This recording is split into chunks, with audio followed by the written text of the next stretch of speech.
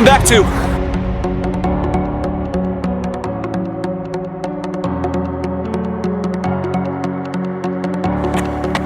Another vlog.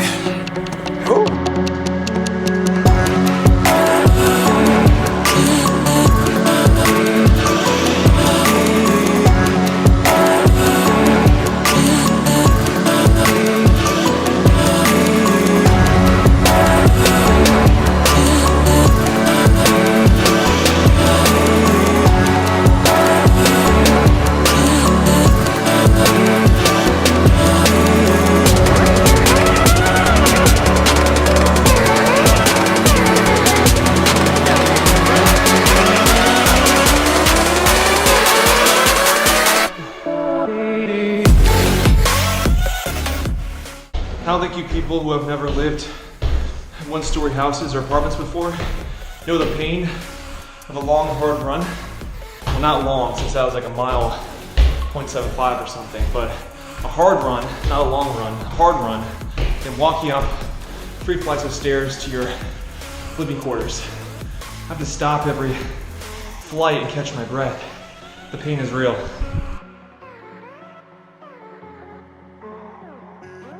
But we are back in the room, guys. You want to see the apartment's view here? It's pretty freaking nice. I was pretty surprised when I came here 3 weeks ago and how nice this apartment is. And to be honest, I haven't really showed you guys the apartment at all. Maybe I'll do like apartment tour in one of the next vlogs. But I was just planning on doing 8 miles a day, 7:30, and end up doing a lot faster than that considering how heavy I'm breathing. But I've been sick for the past 3-4 days, even longer than that actually. This is going on 5 days of being sick. So I wasn't planning on going too fast today, but end up going like 6-15 miles. So I can never control myself with my speed or my tempo.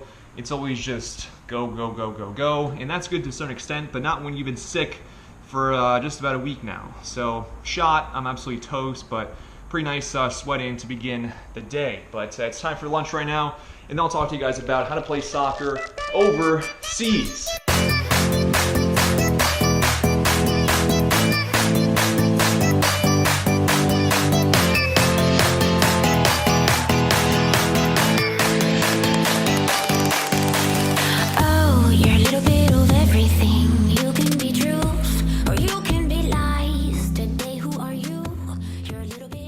Alright, so here we go, guys. This video has been pretty requested over the course of the past few weeks, considering that I'm playing semi-pro soccer in Germany and people are wondering what the tricks of the trade are, how I did it, what's the secrets. I'm going to talk about a few things that I think are important in regards to getting a contract, a pro contract, or a semi-pro contract overseas in a foreign country. The first and most important thing you guys need to understand is that yes, there's a lot of new teams that are popping up this year, next year, USL 3, prime example, brand new league.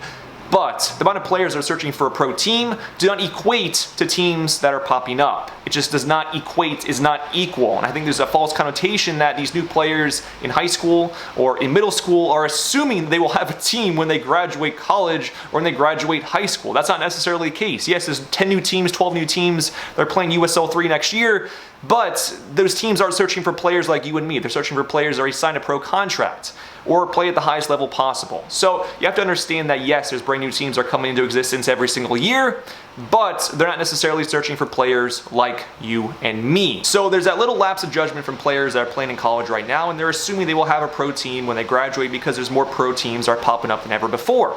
That's not necessarily the case. And if you don't prepare properly, you will not have a team. All right, so now that's taken care of, we can talk about something that's even more important for your future, playing soccer abroad, overseas, in the United States, so forth, and that is making the decision. The decision is the most important thing in my opinion. Having an all-in commitment to your goal, to your dream of playing soccer, playing pro soccer abroad, in the United States, in Europe, so forth. Having a 100% commitment to your goal. Less than 1% of all athletes will go pro in their chosen sport. Less than 1%, meaning that 99% of us will fail at our goal, meaning that you have to be 1000% committed to your goal in order to succeed, because we all want to be that 1%, that needle in the haystack that said they made it. When you're less than all in, guys, trust me on this when I say this, when you're less than all in, you won't give 100%. You'll focus on your B plan instead of your A plan. You'll miss opportunities that are right in front of your face because your eyes are closed. When you have a B plan, you don't focus on your A plan anymore. Your B plan becomes your reality when you don't have a 100% commitment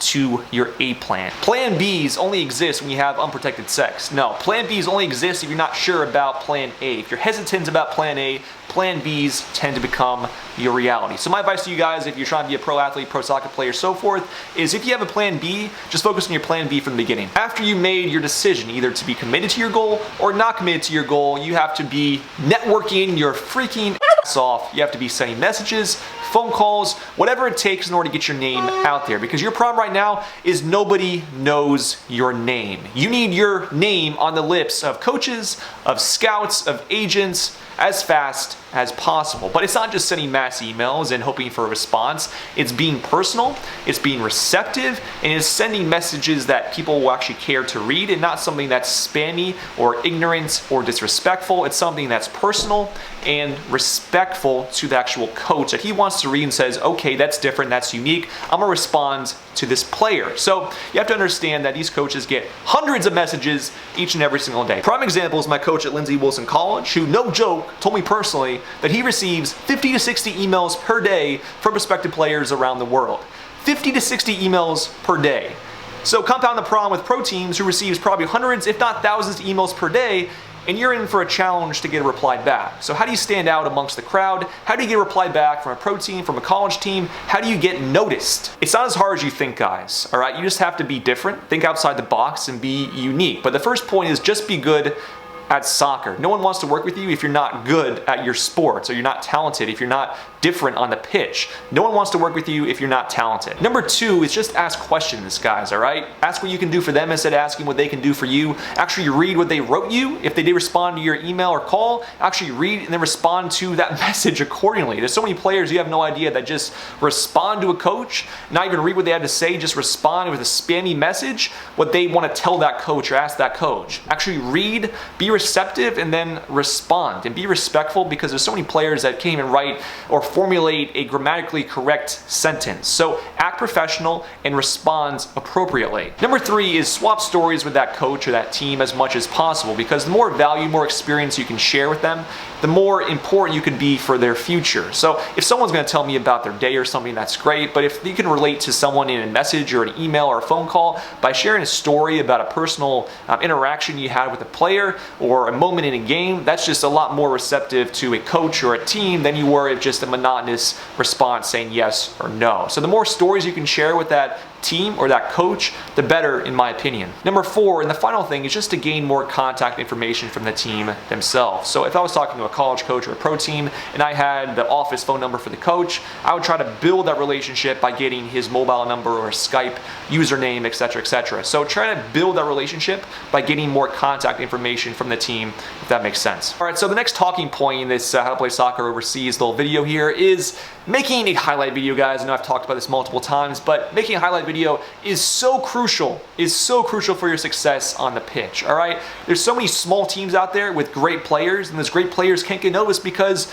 nobody knows about the team, all right? But if you're a great player and you have a great highlight video, you will get noticed, all right? Either playing soccer in college or playing soccer at the pro level, you need a highlight video in order to succeed on the pitch. There's no ifs, ands, or buts about it. You need a highlight video, all right? So just make one. Next thing is saving money. All right, guys, if you're not recruited out of college or high school, you need to go to combines. Combines is where the scouts are at, not just going to trial after trial. These LA Galaxy open trials or these Seattle Sounders open trials, there's just so many players there. And yes, if you're a talented player, you may get noticed, but there's 2 players that are chosen at 300, and it's not worth the time or the money in order to go to these open tryouts, in my opinion, at these USL sides.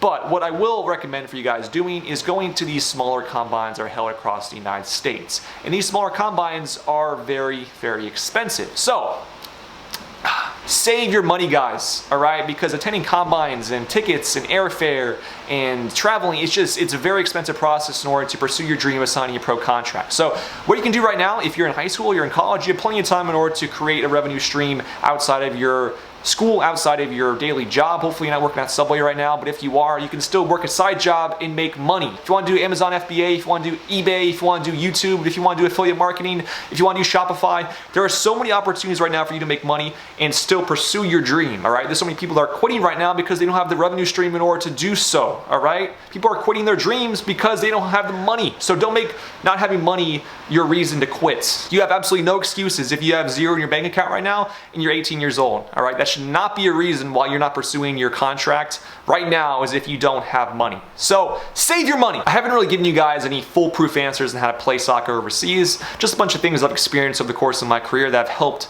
me, but nothing concrete, nothing foolproof in order to get you that contract overseas or abroad. But one thing I'm going to talk to you guys about right now is Soccer Smart. This company has been helping players sign contracts overseas for the past 7 years. They have multiple open combines across the country, meaning that traveling to these destinations for these events is very effective and affordable because they have multiple locations for their combines. And the combines themselves are also very, very effective and affordable. They're less than $100 to get noticed in order to play overseas. And combines in the United States are by no means cheap. Combines in the US can range from $500 to $1,000 easily. So for Soccer Smart's combine, it's just $100. And if you get accepted in the program, if they like you as a player, as a person, you have a 100% chance to sign somewhere. Yes, their success rate is 100%. Absolutely insane in this day and age for soccer.